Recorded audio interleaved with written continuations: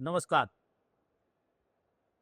વિધાનસભામાં 2017-18ના થી મારી માગણી હતી અને વારંવાર માનનીય મુખ્યમંત્રી શ્રી ભૂપેન્દ્રભાઈ પટેલ સાહેબને અને એની પહેલાંની સરકારમાં જે પણ મુખ્યમંત્રી હતા, વારંવાર એક જ માગણી હતી મારી કે માલપુર અને બાયડની અંદર કોલેજની શરૂઆત કરવામાં. બાયડમાં કોલેજ તો હતી, પરંતુ એ માત્ર આર્ટ્સ સેક્શન હતો અને ત્યાં કોમર્સ અને સાયન્સ બંને સેક્શનની મંજૂરી આપવામાં આવે અને માલપુરની અંદર આર્ટ્સ કોમર્સ કોલેજની માગણી કરી. મારી માગણીને માન આપીને સરકારશ્રીને હું આભાર માનું છું કે મારા વિસ્તારમાં બાયડની અંદર જે આર્ટ્સ કોલેજ ચાલે છે તેની અંદર જ સરકારી કોલેજ તરીકે કોમર્સ અને સાયન્સ કોલેજની પરમિશન આપીશ.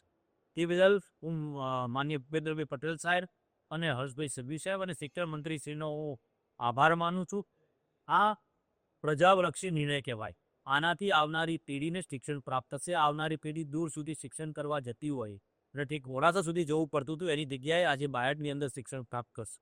સાથે સાથે મારી જે બીજી માંગણી છે માલપુર તાલુકા માટેની, ત્યાં એક પણ કોલેજ નથી, તો હું સરકારશ્રીને વિનંતી પણ કરું છું કે માલપુર તાલુકામાં પણ કોમર્સ અને આર્ટ્સ કોલેજની મંજૂરી આપવામાં આવે અને આ શિક્ષણની અવિરત જ્યોત જાગતી રહે તેના માટે આવનારી પેઢીને શિક્ષણ પ્રાપ્ત થશે અને આ ખૂબ સરળતાથી ઘરના આંગણે શિક્ષણ મળવાની શરૂઆત થવા જઈ રહી છે.